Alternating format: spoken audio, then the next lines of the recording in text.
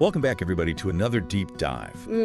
Today we're tackling something you've probably all thought about at least once. You know, the date of Jesus' birth. We're going to dig into this article titled, When Was Jesus Actually Born? Yeah. To uncover some, fascinating clues. Right. We celebrate Christmas on December 25th. Yeah. But what if I told you that's probably not the actual day he was born? Yeah, it's kind of wild how much we just kind of accept that date without realizing the debate and the mystery surrounding it. It's like a big historical puzzle with pieces missing. So, okay, let's unpack this. The Gospels, especially Matthew and Luke, are like packed with details about the nativity, like Bethlehem, Mary and Joseph, the shepherds. Right. But there's one big detail missing, the date. So where do we even begin to look for clues? Well, sometimes a seemingly small detail can actually reveal a lot. Okay. Take Luke 2.8 Tech 9. It describes shepherds tending their flocks at night. And if you know a little bit about the climate and how shepherding worked back then, we can actually infer something pretty significant. So it's not just about the biblical text itself, but understanding the historical context too. Exactly. Like shepherds in that region, they typically brought their flocks in from the fields before the colder months set in, like around October. Okay. So if the shepherds were still out with their flocks at night, it suggests that Jesus might have been born before that colder weather hit. So this one detail potentially shifts the birth several months earlier. Wow, that's some serious historical detective work. So already we're seeing that December 25th maybe isn't so likely. What other clues can we look at? Well, the birth of John the Baptist, as described in Luke 1, adds another layer to this mystery. Okay. You know Zacharias the priest? Well, he belonged to the order of Abijah. Okay. And this is where it gets really interesting. These priestly orders, they had specific times of service in the temple, almost like a rotating schedule. Okay, I'm with you so far. Yeah. So knowing when Zacharias was serving helps us understand the timeline of John the Baptist's birth. Yeah. And that's connected to Jesus' birth. Exactly. Elizabeth, John's mother, conceived after Zacharias finished his service. We then have Gabriel visiting Mary 6 months later to announce Jesus' conception. So if we piece together all these events, Zacharias' service, Elizabeth's conception, and then the 6-month gap, scholars have estimated that Jesus was likely born around the time of Tishri, which falls in September. September. Okay, now that is a dramatic shift from December. Right. But if we can figure out the month, why can't we also figure out the year? That's where the real challenge comes in. Okay. So while we've potentially cracked the month code, pinpointing the year is a lot more difficult. Okay.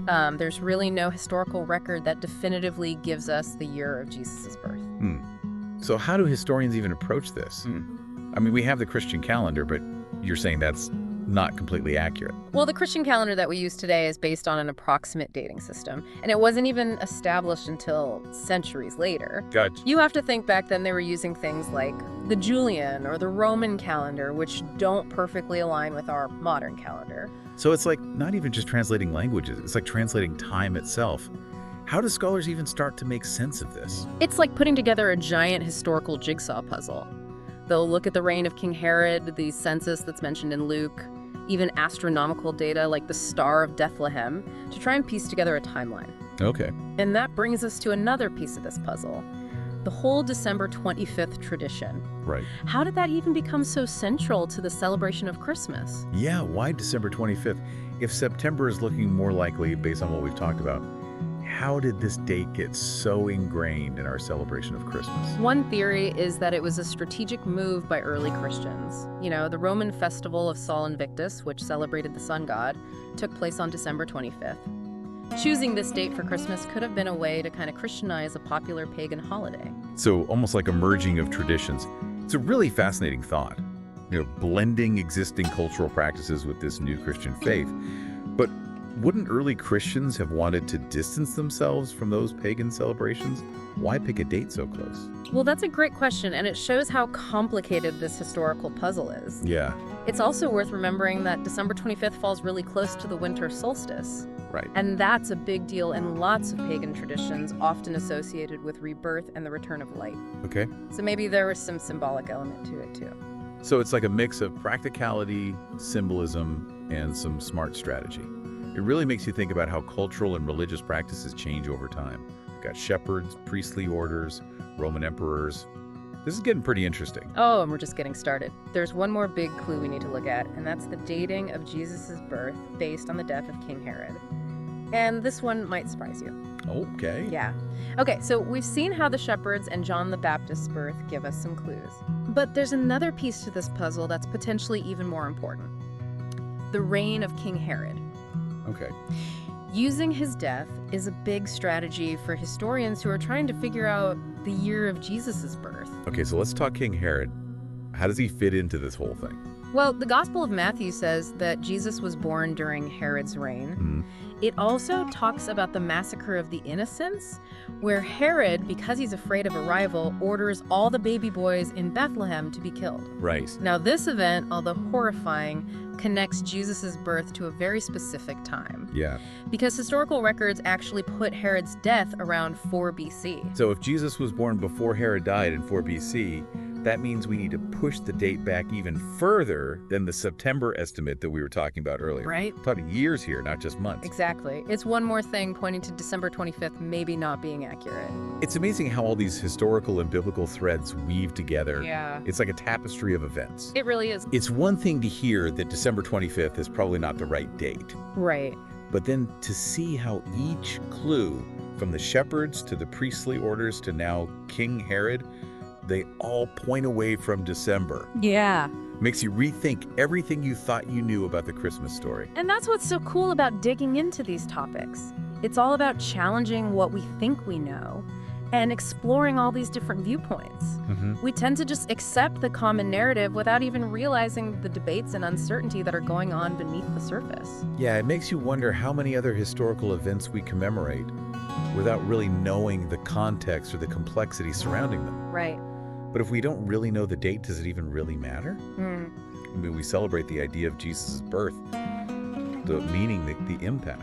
That's a good question. It makes you think about faith and tradition. Right, so it becomes less about obsessing over the exact date and more about the meaning that we attach to the event. Exactly. Think about it this way. Changing the date of Christmas now would be practically impossible. Yeah. Can you imagine telling families, hey, we're going to celebrate Christmas in September from now on? Right, good luck with that. It'd be total chaos. Yeah. But, you know, even if we can't change the date, Yeah. it's still interesting to understand the history so we can appreciate how the holiday evolved over time. It's like uncovering a hidden layer of meaning. Absolutely. And it reminds us that even our most beloved traditions have these crazy backstories full of all these twists and turns. Yeah. And if you're really curious, it makes you want to dig deeper, question what you think you know, and look at history in a way more meaningful way. Now, I'm curious, in all your research, what are some of the common things people get wrong about the date of Jesus' birth? Well, the biggest one, of course, is assuming that December 25th is the real date. Right. I mean, it's so deeply ingrained in our culture that we forget that it's really more symbolic than historically accurate.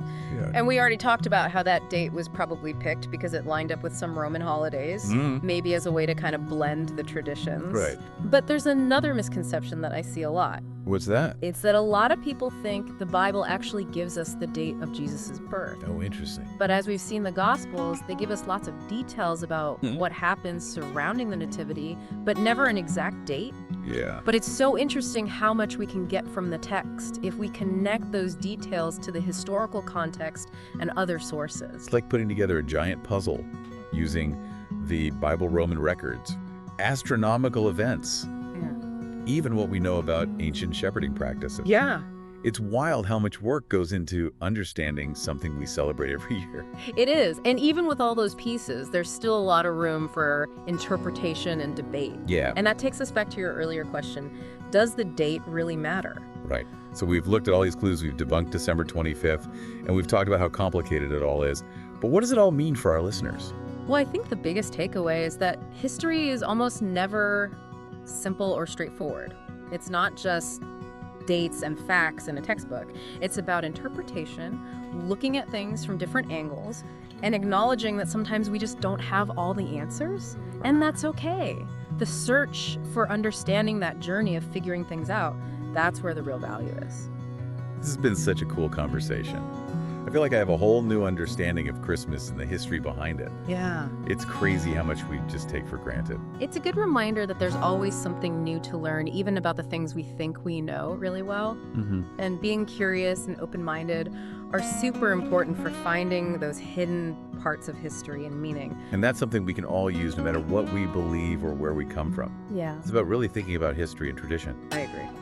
So as we wrap up this deep dive into the date of Jesus' birth, what's the one big question you want our listeners to think about as we head into the holiday season? Well, if we're still not sure about the actual date of Jesus' birth after all this time, what does that tell us about the importance of faith and tradition in how we understand history and belief?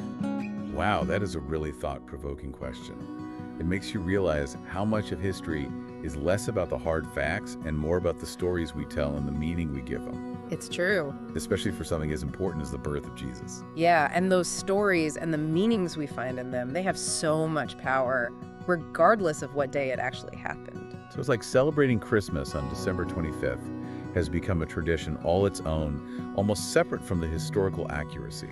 It's more about what it means to us now. That's a great way to think about it. Think of everything it stands for. Family, reflection, giving back. Even if we could magically change the date, those core parts would probably still be there. It's like the spirit of Christmas goes beyond this whole debate about the date. That's a beautiful way to put it, and it shows how powerful this story really is. That message of hope and love, it connects with people across cultures and time, no matter what day we celebrate it on.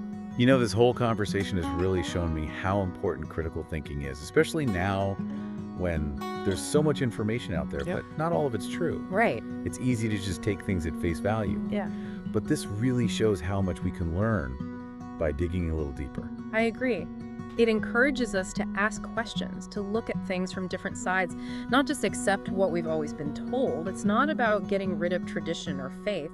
It's about understanding them in a more complete and informed way. And that's something we can all benefit from no matter what we believe or where we come from. It's about engaging with history and tradition in a thoughtful way. Couldn't have said it better myself. This deep dive has really changed my perspective on the Christmas story and everything surrounding it. I feel like I could appreciate it on a whole new level now. That's great to hear. It's been awesome exploring this with you. Absolutely. And to everyone listening, keep digging into this. Don't be afraid to challenge what you think you know and be open to new ideas. You won't be surprised by what you find. The journey is just as important as the destination, sometimes even more so. Well said. This has been The Deep Dive, exploring the mystery of when Jesus was actually born. Hope you enjoyed this journey through history, faith, and tradition. Till next time, keep diving deep.